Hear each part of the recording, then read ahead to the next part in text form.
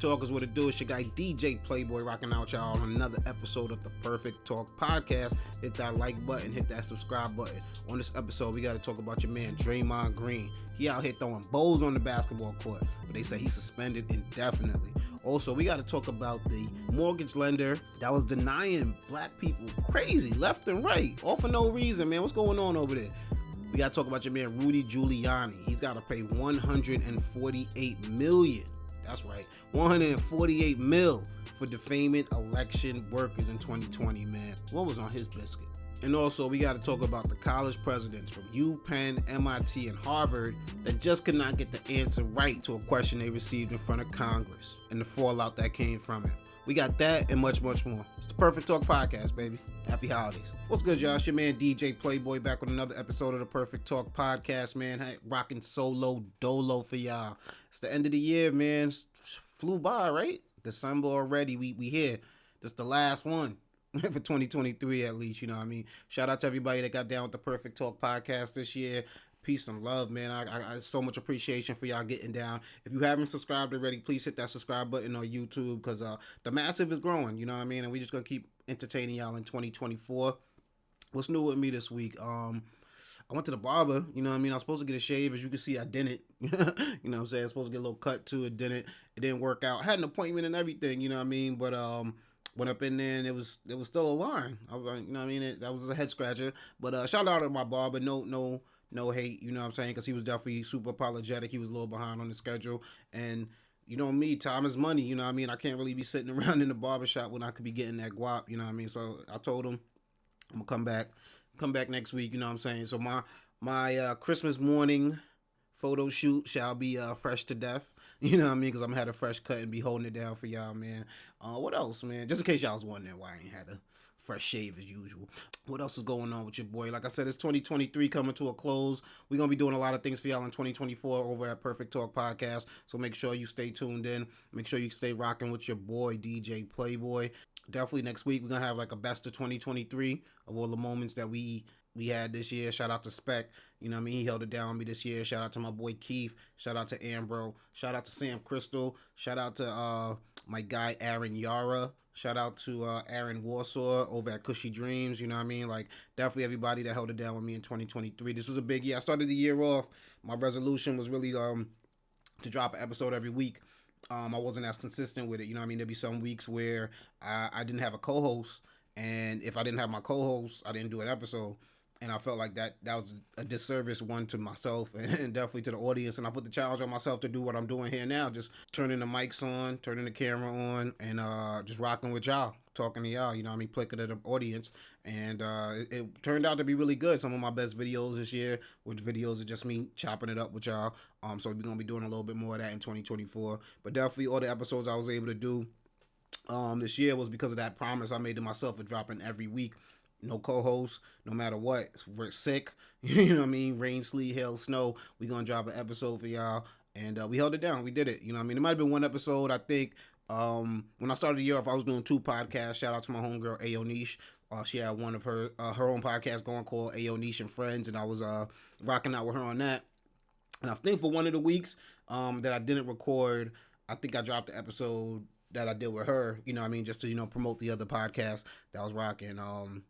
And that's something else I learned this year. Like, don't overwhelm yourself. Don't fill your plate up too much because this stuff is time consuming. You know, video editing, I did audio editing most of my life, but video editing is a whole other beast. And it's really taught me before I go into anything into 2024, adding onto my plate, to really just evaluate my schedule. Because I am a father, you know what I'm saying? I got a girlfriend, and, you know what I mean? Like, I want to spend time with the family. You don't want to lose track with that, too. So it's like that work-life balance and that you got to really figure out, you know? 2024, stay tuned. Big things are Guam. But right now, it's that time. I ain't going to talk your ear off no more. It's that time for Plicker Spotlight Story. If you don't know, that's when I shine light on the story that needs to be shown on. You know what I'm talking about? It needs to have that light shining right on it. It might be a big story. It might be a little one. You might have heard about this one. It was all the college presidents. Harvard, MIT, UPenn, they went in front of Congress and they had to really talk about what was going on at their schools, how they were going to combat anti-Semitism in one way, shape, or another. And you've seen something. I didn't watch the whole thing. I don't think anybody did, but you definitely saw it go viral when Elise Stefanik, Congresswoman out of New York, and the only reason I really know how to pronounce her name was because her commercials play crazy out here. She repeatedly asked the president of Harvard, the president of MIT, and the president of UPenn if whether calling for the genocide of Jews would violate each individual school code of conduct. Ms. McGill, at Penn, does calling for the genocide of Jews violate Penn's rules or code of conduct? Yes or no? If the speech turns into conduct, it can be harassment, yes. I am asking specifically calling for the genocide of Jews. Does that constitute bullying or harassment? If it is directed and severe or pervasive, it is harassment. So the answer is yes. It is a context-dependent decision, Congresswoman. It's a context-dependent decision. That's your testimony today. Calling for the genocide of Jews is depending upon the context. That is not bullying or harassment. This is the easiest question to answer yes, Ms. McGill. And Dr. Gay, at Harvard, does calling for the genocide of Jews violate Harvard's rules of bullying and harassment? Yes or no? It can be, depending on the context. What's the context? Targeted as an individual, at an individual. It's targeted at Jewish students, Jewish individuals. Do you understand your testimony is dehumanizing them? Do you understand that dehumanization is part of antisemitism? I will ask you one more time. Does calling for the genocide of Jews violate Harvard's rules of bullying and harassment? Yes or no? Anti-Semitic rhetoric. And is it anti-Semitic rhetoric? Anti-Semitic rhetoric, when it crosses into conduct that amounts to bullying, harassment, intimidation, that is actionable conduct, and we do take action. So the answer is yes, that calling for the genocide of Jews violates Harvard Code of Conduct, correct? Again, it depends on the context. It does not depend on the context. The answer is yes, and this is why you should resign. These are unacceptable answers across the board. Now, I'm not sure if they were there for a few hours, and I'm sure if I got told for a few hours how bad I was doing at my job, I might get defensive too. And it feels like that's kind of where these answers come from. These are very educated individuals to have obviously reached the status that they've reached at these different schools. They know dumb shit from smart shit. And they know that that answer wasn't smart in the sense of intelligence, but it was kind of smart ass answer. And all three of them kind of stayed on that same page, on that same vibe. And I feel like it's kind of them being defiant. You know what I mean? They were probably tired of being there. They were probably sick of the tone Elise Stefanik had, you know what I mean, where she was kind of trying to sun them. And they were like, I'm going to answer this question the way I want to answer. And the fallout from that is the president of UPenn, Liz McGill, she's resigned from her position following the testimony from the congressional hearing. And it makes sense. There were calls for her to resign. Probably were some donors that didn't really appreciate that she wouldn't just take the softball answer. I mean, Elise Stefanik literally says, this is the easiest question you're going to get all day. Told him what the answer should be. But like I said, I think that pride stepped in the question. You know what I mean? Now, Claudine Gay, she's the president over at Harvard. Harvard came out and actually was in support of Dr. Claudine Gay. Now, I didn't even know there was a black president at Harvard. So shout out to that. And shout out to Harvard supporting them. Because do I believe that any of these presidents are anti-Semitic? No. But I think we caught them at a weird position. They're caught in a conflict that's very polarizing and divisive. They'd probably prefer to stay out of it if they can. If we're being honest, they probably didn't care about this conflict before October. And some of them, even after October of this year, probably still don't give a fuck about it. So to really question or to really put into question their character and who they are based off of this one congressional hearing, this answer to one question, I can't do that. I can't call for it. And I get why Liz McGill felt she had to step down from her position. There were probably calls from it. You know what I mean? You got donors stepping in. But I don't think we could paint who these people are. Now, why they decided not to pass the stupid test on that day why in the era of things going viral and people not watching the full interview but only watching clips, would you allow yourself to be put in such a clip-worthy moment? Lapse of judgment, I'm hoping.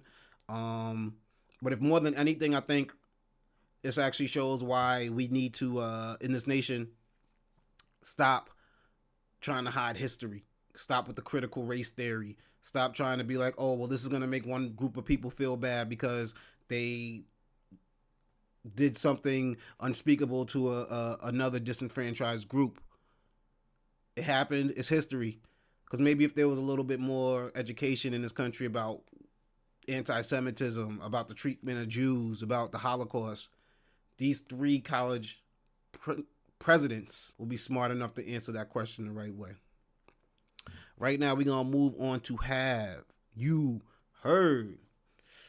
And if you're new here, you might not know, it's my favorite segment, man. This is where I tell y'all a couple of headlines that have been going on in the news, things that have been popping, and just to see if you guys have heard. First one up, man, comes from the world of basketball, the NBA to be specific, and it's my guy, Draymond Green. You guys know I'm a fan of the Golden State Warriors. They held it down for a few years, and Draymond Green has always been the enforcer. But this year, Draymond's just been on one. A couple weeks ago on this podcast, we spoke about how he just went full Draymond and put your man Rudy Gobert in the headlock.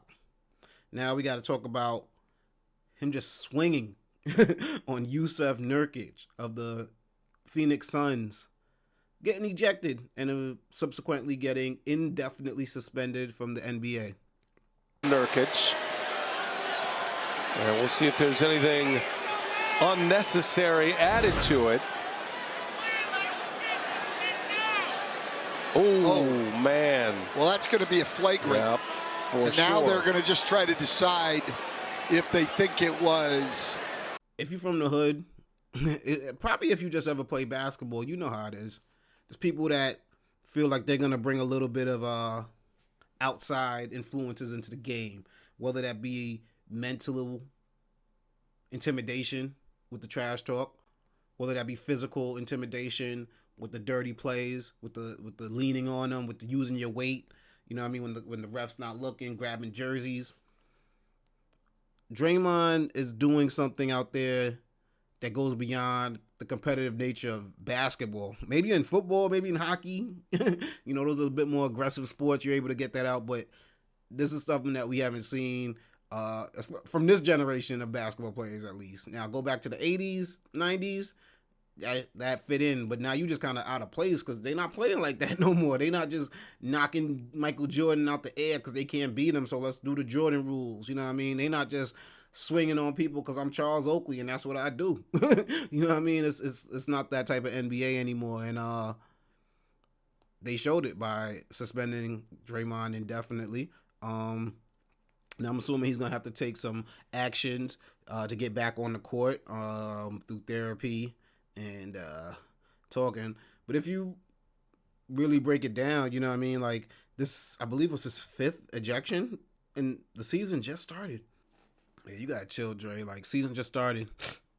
You just went viral for the Rudy Gobert headlock, man. And like I was in the gym and I seen it and I was like, Draymond going Draymond again, man. You're only hurting your team though, you know what I mean? Like, they need you out there to be the enforcer, to really grab them rebounds, to really make them passes, to really block them shots, and you can't help from your couch. So if that, you know what I mean? I remember with the Rudy Gobert thing, you were saying that you would do that for your teammate because you ride or die. But show your teammates you really ride or die by being available, because that's the best ability that we have, availability, right? I heard that somewhere before. Have you heard Navy Federal Union? I see the commercials sometimes. You know what I mean? CNN report shows that they are racially biased in terms of mortgage approvals. When it comes to African American mortgage applicants, they were twice as likely to be denied as were white applicants. The CNN report shows Navy Federal Credit Union approved more than 75% of white borrowers who applied for a conventional home mortgage in 2022, but only 48% of black borrowers applying for the same loan were approved. That's more than half were denied.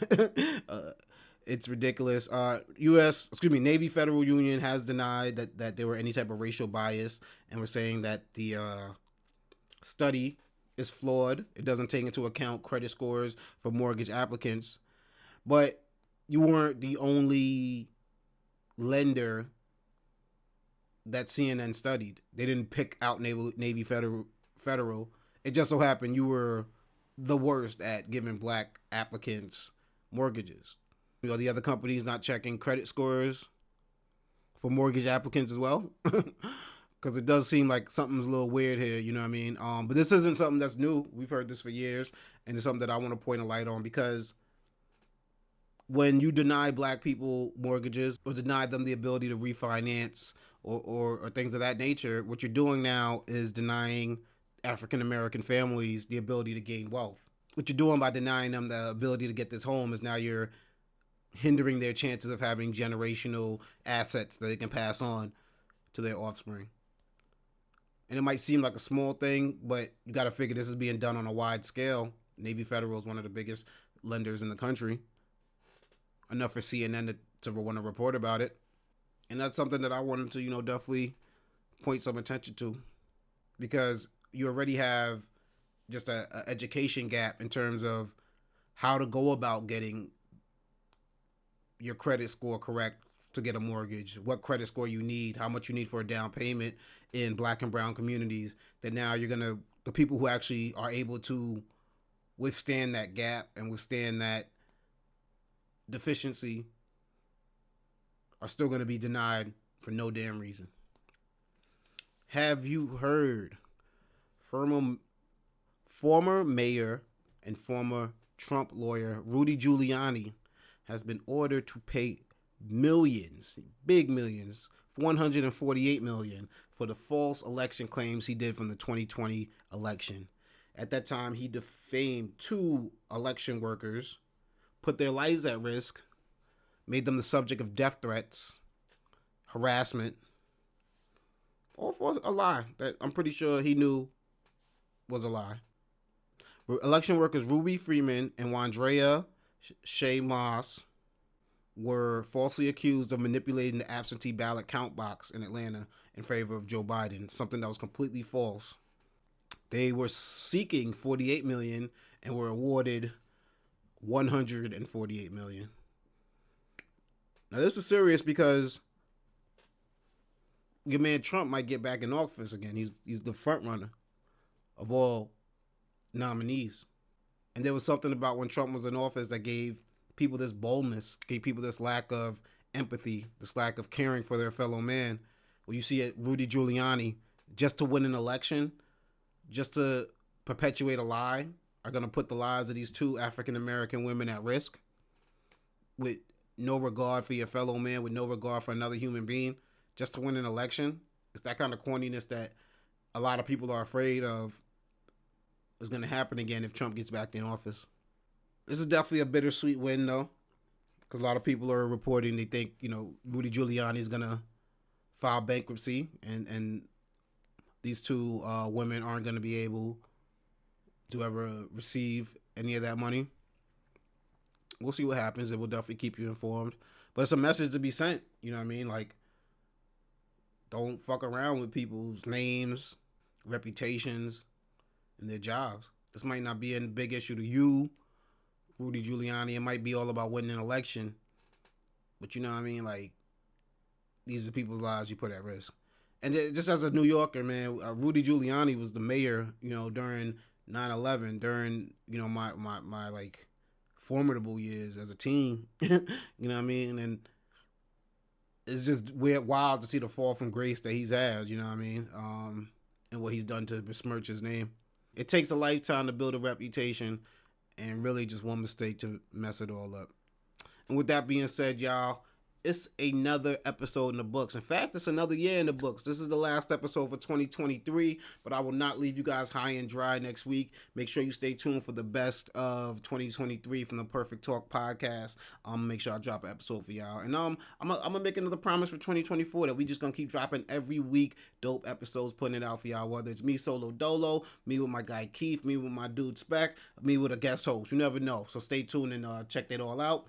But you can find your boy DJ Playboy on social media at X at DJ Playboy. You can find me on Instagram at Plickapeezy, Pliccapeezy, and you can find the Perfect Talk podcast on Instagram as well at Perfect Talk Radio. Make sure you go follow the team, follow the whole massive, and please go check out the website www.perfecttalkpodcast.com. Gonna be some big things going down in 2024, but for everything DJ Playboy, that's it. That's the home right there. www.perfecttalkpodcast.com, baby. You know how it's going down, man. Shout out to everybody rocking out with us on the YouTube. Shout out to all the new subscribers. Yo, we just hit our 200 subscribers. I remember when the year started, we was at like 50 or 40 something, you know what I mean? So shout out to everybody just got down with the team this year. If you're not subscribed, hit that subscribe button, hit that like button, hop in the comments, because we doing it big for 2024, man. And I'm so happy to have y'all rocking out with me, and I'm gonna keep entertaining y'all with more and more videos, so stay tuned.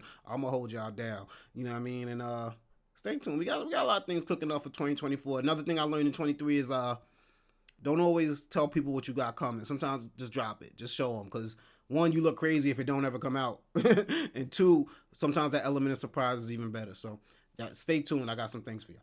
That's all I'm gonna say. But also check us out on Apple Podcasts, on Spotify, on iHeartRadio, on SoundCloud. Like I said, on YouTube. Hit that like button, hit that subscribe button, turn on them notifications. If it can be done, do it, because the algorithm loves that. And make sure you leave a comment, baby. Also, if you're listening on Apple Podcasts, Spotify, iHeartRadio, any of those, make sure you leave a rating too. Let them know what you think about the kid. You know what I mean? Let me know what I can improve. Let me know. I want to hear it. I'm interested to know. And let me know what you love about it too. And we gonna get up out of here, man. Holiday season, spread love, end the year off right, start 2024 with that good energy, and we just gonna keep holding it down for y'all. Make sure you check us out. We gonna hold y'all down every week in 2024 like we did in 23, baby. It's been a blessing rocking out with y'all. Thank you for rocking out with the kid. Spread love is the Brooklyn way. We up out of here. Peace.